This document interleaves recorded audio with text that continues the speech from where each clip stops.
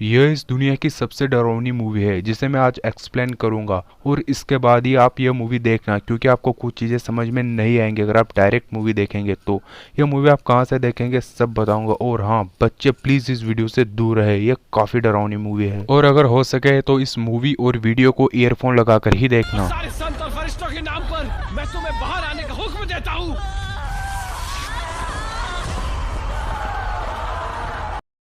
Movie की starting में हमें बताया जाता है कि एड वॉरेन और लॉरेन वॉरेन एक कॉन्फ्रेंस में लोगों के साथ बातें कर रहे हैं और अपने पैरानॉर्मल एक्टिविटीज़ के बारे में उन्हें बता रहे हैं। इसके बाद फ्रेंड्स हमें एक घर दिखाया जाता है जहां पर कैरोलिन और रोजर वो और उनके बच्चे एक नए घर में शिफ्ट हो रहे होते हैं। लेकिन फ्रेंड इसी बीच उनका कुत्ता कुछ महसूस करता है और अंदर नहीं आता है। इन लोगों की 5 बेटियाँ होती है जिनमें एंड्रिया, सिंडी, क्रिस्टाइन, नैन्सी और अप्रैल होती है। अप्रैल को घर के बाहर एक पेड़ के नीचे एक खिलौना मिलता है जिसमें मिरर लगा हुआ है और बाकी लड़कियां घर के अंदर खेलती रहती हैं। इसी बीच खेलते खेलते उनसे एक लकड़ी का टुकड़ा टूट जाता है और वहां पर उन्हें एक स्टोर रूम का पता चलता है जो कि नीचे की तरफ बना हुआ है। इसके बाद रोजर नीचे जाता है और वहां पर उसे कुछ पुरानी चीजें दिखाई देती है।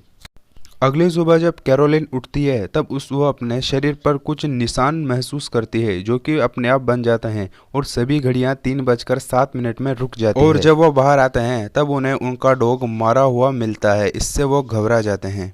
इसके बाद अगले सीन में एड लॉरेन का घर दिखाया जाता है जहां पर एक रिपोर्टर एड का इंटरव्यू ले रहा है और भूतिया कमरे की निरीक्षण कर रहा है, यानी कि उससे उनके बारे में कुछ पूछ रहा है। इसी बीच एड उन्हें एक एनाबेल डॉल के बारे में बताते हैं कि यह सबसे भूतिया डॉल है और इसके अंदर एक बहुत ही खतरनाक भूत का पोसेसन है। अब अगले सीन में 3:07 में जब क्रिस्टिन अपने बेड पर सो रही होती है तब उसका पैर अचानक से कोई खींच देता है जिससे वो डर जाती है। सिंडी एंड्रिया के रूम में चली जाती है और अपने सिर को अलमारी में मारती है 3 बार, और एंड्रिया बताती है कि उसने ऐसा पहले कभी नहीं देखा। अगले दिन सुबह कैरोलिन को वही निशान फिर से दिखाई देते हैं। जब रोजर घर से बाहर जाता है तब वो अपने पास देखता है कि वहाँ पर एक कबूतर मरा हुआ पड़ा है, यानी कोई तड़प रहा है। इसके बाद कैरोलिन देखती है कि अप्रैल किसी से बात कर रही है, लेकिन जब अंदर जाती है तो उसे कुछ नहीं दिखाई देता। फिर वो हाइड एंड सीक खेलते हैं जिसमें अप्रैल छुप जाती है। लेकिन फ्रेंड्स जब कैरोलिन एक रूम के अंदर जाती है तब उसे अलमारी में से क्लैप की साउंड आती है और वहाँ से कोई हाथ भी निकालता है। लेकिन जब वो अलमारी के पास जाके देखती है तो उसे कुछ दिखाई नहीं देता और अप्रैल बाहर से ही आती है। इसके बाद फिर से रात को कोई क्रिस्टिन का पैर बहुत ज़ोर से खींचता है और वो काफ़ी ज़्यादा डर जाती है और वह दरवाजे के पीछे देखती है कि कोई उसको देख रहा है और वह बताती है कि वो उससे बोल रहा था कि यहाँ से चले जाओ वरना तुम्हारे परिवार को मार दूंगा। अगली सुबह क्रिस्टिन यह सब उसकी फैमिली को बताती है। रात को कैरोलिन को बच्चों के खेलने की आवाज़ें सुनाई देती है और वो जब बाहर जाके देखती है तब उसे कोई दिखाई नहीं देता, सब सोए हुए हैं। और जैसे वो सीढ़ियों के पास जाती है उनके फोटो फ्रेम्स अपने आप गिरना शुरू हो जाते हैं। इसके साथ ही कैरोलिन को कुछ डरावनी आवाज़ें आती है और जब वो नीचे बेसमेंट यानी स्टोर रूम की तरफ जाती है तब उसका दरवाज़ा अपने आप खुल जाता है और कैरोलिन उसके अंदर जाके देखती है और दरवाज़ा अपने आप बंद हो जाता है। इसके बाद फ्रेंड्स वहाँ की लाइट भी चली जाती है। जब कैरोलिन माचिस जला के देखती है तब पीछे से कोई लड़की ताली बजाती है और इस जगह पे मेरे को काफ़ी ज़्यादा डर लगा था। इसके बाद कैरोलिन वहीं पर फंसी रहती है और इधर एंड्रिया के रूम में सिंडी फिर से अपना सिर अलमारी पर पटक रही है। इसके बाद एंड्रिया उसको समझाकर सुला देती है और अलमारी का दरवाज़ा अपने आप खुल जाता है। जब एंड्रिया वहां जाके देखती है तब अलमारी के ऊपर एक घोस्ट रहता है। यह सीन दिल की धड़कनें रोकने वाला था मेरे लिए। अब रोजर भी वहां पर पहुंच जाता है और उसे पता लगता है और वह दरवाज़ा खोल के कैरोलिन को बाहर निकालता है। फिर वो तुरंत भागकर उनके रूम में जाते हैं और उन बच्चों को संभालते हैं। अब अगले सीन में एड वॉरेन की एक कॉन्फ्रेंस हो रही है। वहीं पर कैरोलिन भी आ जाती है उनसे मिलने के लिए और वह एड और वॉरेन को उनके घर में आने के लिए मना लेती है और वो भी मान जाते हैं। जब वो घर पे आते हैं तब रोजर और कैरोलिन उन्हें सारी घटना बता देते हैं। अब एड और लॉरेन स्टोर रूम में जाते हैं जहां पर लॉरेन कुछ घटनाएं महसूस करती है और एड को बताती है कि यहाँ कुछ बहुत ही भयानक हुआ था। एड कैरोलिन से उन घर पे हुई सारी घटनाओं के बारे में पूछता है और उन्हें अपने टैप रिकॉर्डर में रिकॉर्ड करता है। इधर लॉरेन अप्रैल से उस खिलौने के बारे में कुछ पूछती है, जहाँ पर अप्रैल खिलौना उसको दे देती है। फिर जब वो खिलौने को घुमाती है तब उसको कांच में एक बच्चे की सोल दिखाई देती है और लॉरेन समझ जाती है कि यह वही बच्चा है जिससे अप्रैल बातें करती है। फिर लॉरेन वहां जाती है जहां पर वो खिलौना मिला था और वहां पर वो देखती है एड के पीछे एक बहुत ही भयानक आत्मा को।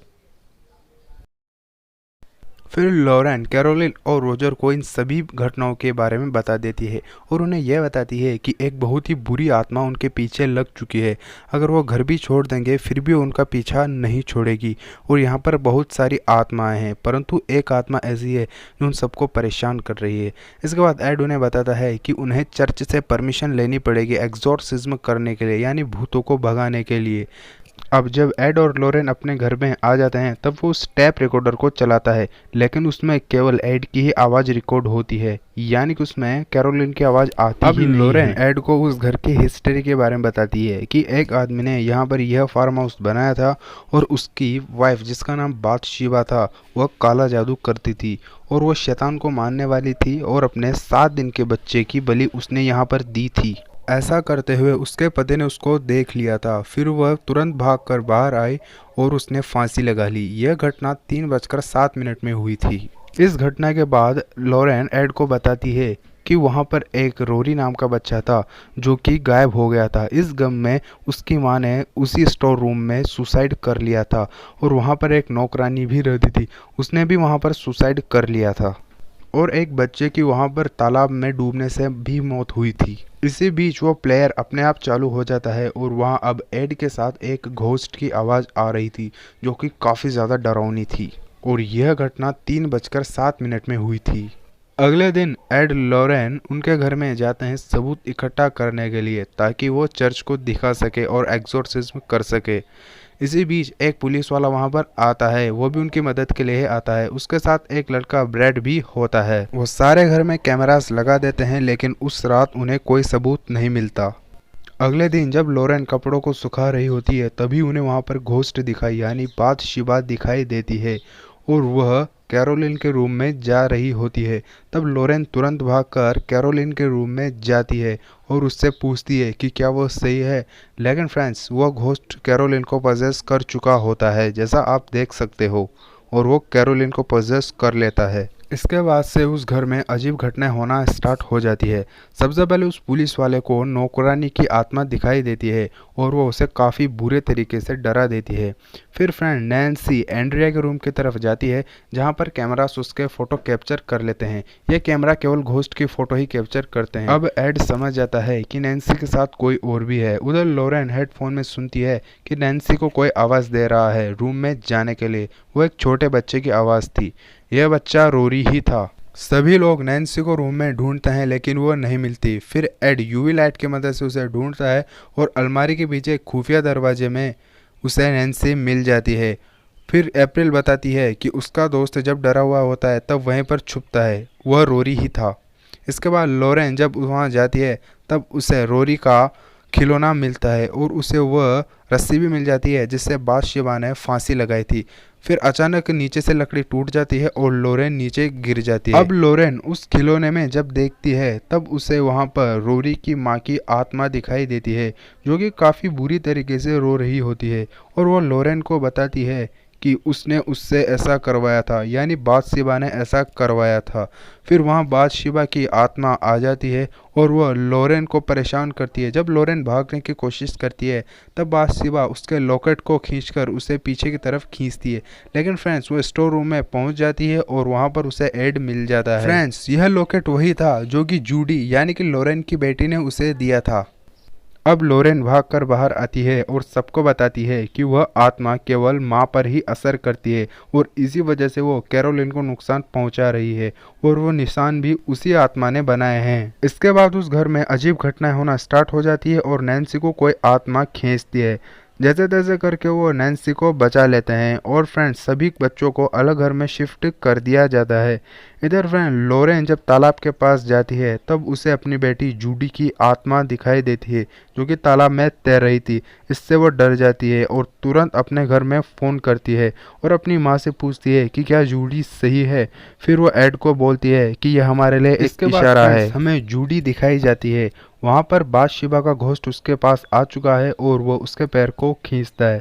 अब जूडी काफ़ी ज़्यादा डर जाती है और वो जब एक रूम में जाती है यानी कि उसके फादर के रूम में, तब वहाँ उसे एनाबेल दिखाई नहीं देती। एक अंधेरा सा छा जाता है और एक रूम में उससे एनाबेल दिखाई देती है जो कि किसी आत्मा के साथ बैठी हुई है। दरवाज़ा अपने आप लॉक हो जाता है और जूडी चिल्लाती है।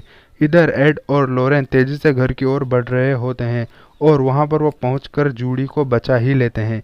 इधर कैरोलिन सभी बच्चों को लेकर उस घर में वापस जा रही है क्योंकि वो उन्हें मारना चाहती थी। उधर रोजर तुरंत एड को कॉल करके ये सब बता देता है और वहां पर लोरेन उसे बताती है कि वह आत्मा सभी माओं को अपने वश में करके उनके बच्चों की हत्या करवाती है और उसने रोरी के साथ भी ऐसा ही किया था। इसके बाद सभी उस पुराने घर में वापस जाते हैं जहां पर कैरोलिन क्रिस्टाइन को मारने वाली होती है कि सभी वहां आकर उन्हें बचा ही लेते हैं और अप्रैल भी यह सब कुछ देख रही थी और अप्रैल डर जाती है और घर में जाकर किसी न किसी जगह पर छुप जाती है। इन सभी के बीच लोरेन उन्हें बताती है कि इस समय कैरोलिन को घर के बाहर नहीं ले जाया जा सकता क्योंकि फ्रेंड्स भूत ने उस पर कब्जा कर लिया है और घर से बाहर ले जाते ही कैरोलिन की डेथ हो जाएगी। तुरंत सभी इसे स्टोर रूम में ले जाते हैं जहां पर एक्सोर्सिज्म किया जाएगा, परंतु चर्च से तो अभी कोई न्यूज़ आई नहीं थी। इसी बीच वो कैरोलिन अपने आप छूट जाती है और वो घोस्ट उसे स्टोर रूम में ले जाता है। इसी बीच फ्रेंड्स एड को ही एक्सोर्सिज्म करना पड़ता है और वह एक्सोर्सिज्म करता है। लेकिन फ्रेंड्स यह सबसे ज़्यादा डरावना सीन है इस पूरी मूवी का। सबसे ज़्यादा डर यहीं पर ही लगता है और एक्सोर्सिज्म करके वो कैरोलिन को बचा लेते हैं और नैन्सी को यानी कि अप्रैल को भी ढूंढ लेते हैं। मूवी यहीं पर ख़त्म हो जाती है। अगर आप इसे देखना चाहते हैं तो डिस्क्रिप्शन में लिंक दिया हुआ है, उस वीडियो से आप इसको डाउनलोड कर पाएंगे। और हाँ, अगर आप कंजूरिंग 2 की स्टोरी देखना चाहते हैं तो कमेंट करो यार, क्योंकि यह और वह मूवी एक दूसरे से जुड़ी हुई है और सच्चे घटना पर बनी हुई है।